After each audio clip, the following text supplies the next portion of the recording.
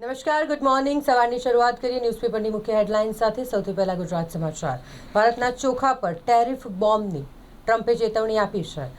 ભારત સાથે ટ્રેડ ડીલની વાતો વચ્ચે આ નવો ફણગો સામે આવ્યો. ભારત, થાઇલેન્ડ, ચીનના ચોખાના ડમ્પિંગની સમસ્યાનો ટેરિફથી એક જ દિવસમાં ઉકેલ લાવી દઈશ. ટ્રમ્પની અમેરિકન ખેડૂતોને હૈયાધારણા. એસઆરના કામમાં અવરોધ દૂર નહીં કરાય તો અરાજકતા સર્જાશે. સુપ્રીમ કોર્ટે આ કહ્યું છે. ઇન્ડિગોને ફટકો. દૈનિક ફ્લાઇટ્સ પર સરકારે 10% કાપ મૂકી નાખ્યો છે.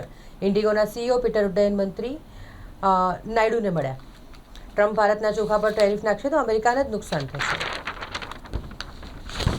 બાંધકામની 55 સાઇટને નોટિસ ઉપરાંત 28.52 લાખનો દંડ ફટકારવામાં આવ્યો છે.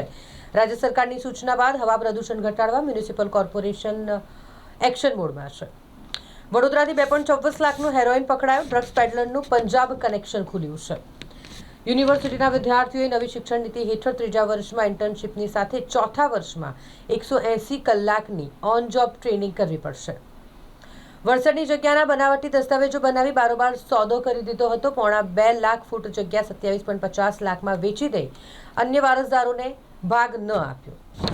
સોનાના ખોટા દાગીના સાચા હોવાના બેંકના વેલ્યુઅરના અહેવાલના આધારે બેંકે 13.53 લાખની લોન આપી દીધી. ગોલ્ડ અને ડાયમંડના બિઝનેસમાં રોકાણના બહાને 2.80 કરોડ રૂપિયા પડાવી લીધા. હવે એક નજર દિવ્ય ભાસ્કરની મુખ્ય હેડલાઇન્સ પર. સરકારે ઇન્ડિગોની ફ્લાઇટ 10% ઘટાડી દીધી છે. મોદીએ કહ્યું કે ફરીવાર આવું સંકટ નહીં આવે. અમદાવાદ એરપોર્ટ પર અસર થઈ. ઇન્ડિગોની દિલ્હી, મુંબઈ સહિત ટોપ 10 રૂટ પરની 16 ફ્લાઇટ બંધ થઈ શકે છે. ઓલિમ્પિક માટે રાજ્ય સરકાર સ્વિટ્ઝરલેન્ડમાં ઓફિસ ખોલશે. 9 રાજ્યોના 61 સાંસદોએ કહ્યું કે એક એવો કાયદો બને જે વિમાન કંપનીઓ પર લગામ લગાડે અને મુસાફરોને પણ વળતર આપે. 78 લાખ બેંક ખાતાઓમાં 2836 કરોડ કોના. ગુજરાતની બેંકોમાં 10 વર્ષથી જમા પૈસા પર ન કોઈનો દાવો ન કોઈએ અપીલ કરી. આરબીઆઈનું આ કહેવું છે. પુત્ર જય પર છેતરપિંડીના કેસ બાદ અનિલ અંબાણીના ઘરની તપાસ કરવામાં આવી રહી છે. ઓનલાઈન અરજી, નકલી દસ્તાવેજો, નકલી તબીબો પાસે સરકારી સર્ટિફિકેટ. દક્ષિણ ગુજરાતના આદિવાસી ક્ષેત્રમાં મોતનો ખેલ રમતી હોસ્પિટલોની સુલટ તપાસ. શ્રદ્ધાની સાથે સલામતીનો સંગમ. નર્મદા પરિક્રમાવાસીઓ માટે લાઈફ જેકેટ ફરજિયાત કરાયું છે. ક્વિક કોમર્સનો પરપોટો ગમે ત્યારે ફૂટી શકે એમ છે. બ્લિંકિટના સીઈઓએ દાવો કર્યો છે. અતિરેક રોકાણ અને નુકસાનથી ક્વિક કોમર્સ મુશ્કેલીમાં આવ્યું છે. નાઇટ ક્લબ અગ્નિકાંડ, જેમાં ગોવામાં લુથરા ભાઈઓના ક્લબ પર બુલડોઝર ચાલી ગયું. કાશ્મીરના જંગલોમાં દિલ્હી બ્લાસ્ટનું પરીક્ષણ. એનઆઈએને હાથ લાગ્યા છે કેટલાક પુરાવા. ટાટા ટ્રસ્ટના પૂર્વ ટ્રસ્ટી મેહુલ મિસ્ત્રી એનસીપીએ બોર્ડમાંથી પણ દૂર કર્યા. હવે એક નજર ગુજરાત મિત્રની મુખ્ય હેડલાઇન્સ પર. વોટ ચોરી સૌથી મોટું રાષ્ટ્ર વિરોધી કૃત્ય છે. રાહુલ ગાંધીએ લોકસભામાં કહ્યું. લોકસભા ચૂંટણી સુધારા પરની ચર્ચામાં ભાગ લેતા વિપક્ષી નેતાએ સરકારને આકરા પ્રશ્નો પૂછ્યા. ભારતમાં 1.58 લાખ કરોડનું રોકાણ કરવાની માઇક્રોસોફ્ટે જાહેરાત કરી છે. ઇસરોના આદિત્ય L1A 2024નું સૌર તોફાન કેમ ખતરનાક બન્યું તે સમજાવવું જરૂરી છે. સૌર તોફાનને સમજવામાં ભારતના આદિત્ય L1A દુનિયાભરના વૈજ્ઞાનિકોને મદદ કરી છે.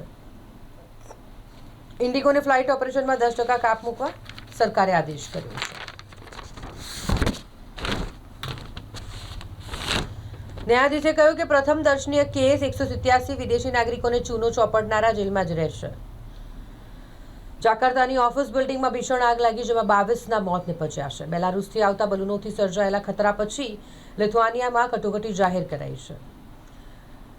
ગોવાની નાઇટ ક્લબના વધુ 2 માલિકો સામે લુકઆઉટ નોટિસ જાહેર કરવામાં આવી છે. અજય ગુપ્તા અને સુરેન્દર ખોસલા પણ હજી પકડાયા નથી. વિદેશ ભાગી ન જાય એટલા માટે એલઓસી. કોકેટ ભાગી છૂટેલા સૌરભ અને ગૌરવ લુથરાને ભારત લાવવા ઇન્ટરપોલની મદદ લેવામાં આવશે. 2 મિત્રોએ હીરાની ખાણ ભાડે લીધી અને 20 દિવસમાં નસીબ ચમકી ગયું. ડભોઈ મલાતજ દેવા તળપદમાં ક્રોકોડાઇલ પાર્ક બનાવવામાં આવશે. આણંદ જિલ્લામાં પ્રવાસીઓને આકર્ષવા માટે 3 ગામમાં ક્રોકોડાઇલ પાર્ક બનાવી સગવડો ઊભી કરી પર્યટક સ્થળ તરીકે તેને વિકસાવવામાં આવશે. ઇન્ડિગો સંકટમાં છે. સ્પાઇસ જેટને ચાંદી 3 દિવસમાં ભાવ 15% વધ્યો. સેન્સેક્સ નિફ્ટી નીચે પણ સ્મોલ મિડ કેપ શેરો ઉછળ્યા છે. એલઆઈસીમાં હિસ્સો ધરાવતી વેલ્સપન કોર્પને સાઉદી તરફથી 1165 કરોડનો ઓર્ડર મળ્યો. એફઆઈઆરની વાત કરીએ તો કામગીરી હાલ ચાલી રહી છે અને 4.21 લાખથી વધુ મતદારો 85 વર્ષથી ઉપરના હોય તેવો આંકડો સામે આવ્યો છે. હવે એક નજર લોકસત્તા જનસત્તાની મુખ્ય હેડલાઇન્સ પર. નાગરિકતા મામલે સોનિયા ગાંધીને કોર્ટે નોટિસ ફટકારી છે. લોકસભામાં રાહુલ ગાંધીએ આક્ષેપ કર્યા કે દેશની તમામ યુનિવર્સિટીમાં આરએસએસના કુલપતિ છે. ઇન્ડોનેશિયામાં 7 માળની ઇમારતમાં ભીષણ આગ લાગી 20થી વધુના મોત અને ઘણા બધા ઘાયલ થયા છે. સામાન્ય દિવસોમાં ઇન્ડિગોની 8 ફ્લાઇટ રોજ ચલાવવામાં આવતી હતી વડોદરા એરપોર્ટથી, પરંતુ હાલ છેલ્લા કેટલાક દિવસોથી ઇન્ડિગોની ફ્લાઇટ રદ થઈ રહી છે. વધુ 2 ફ્લાઇટ કેન્સલ થતાં વડોદરા એરપોર્ટ પર યાત્રીઓ ફરી એક વખત અટવાઈ ગયા. સયાજીગંજના હોટલ સંચાલકના બંગલામાંથી 8 કિલો ચાંદીની ચોરી થઈ ગઈ છે. શહેરમાં તસ્કરોએ તરખાટ મચાવ્યો છે. એક જ રાતમાં 4 સ્થળોએ ચોરી કરી.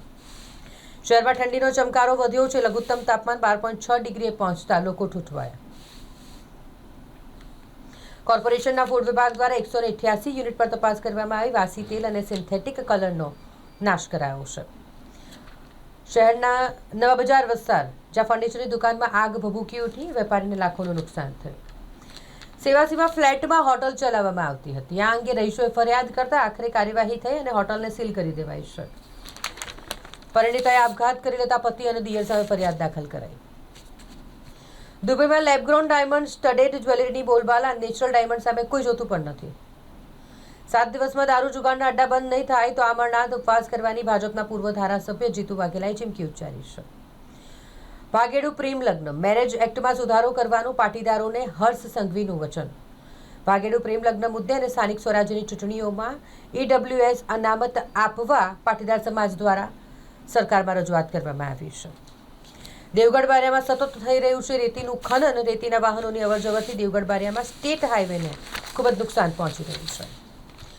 સમારકામ કરવા માટે ફતેગંજ બ્રિજને બંધ કરવાનો નિર્ણય લેવામાં આવ્યો છે. 30 દિવસ માટે ફતેગંજ બ્રિજ એક તરફ બંધ કરાતા ભારે ટ્રાફિક જામ સર્જાય છે. હવે એક નજર સંદેશની મુખ્ય હેડલાઇન્સ પર. નરેન્દ્ર મોદીએ કહ્યું કે કાયદો લોકોને હેરાન કરે તેવો ન હોવો જોઈએ. મોદીએ કહ્યું કે કાયદા લોકો પર બોજ બનવાને બદલે તેમની સુવિધા માટે હોવા જોઈએ. ટ્રમ્પે કહ્યું છે કે ભારત અમને સસ્તા ચોખા મોકલે છે, એક્સ્ટ્રા ટેરિફ નાખીશું. કેનેડાથી આયાત થતા ખાતર પર પણ ટેરિફ લાદવામાં આવશે.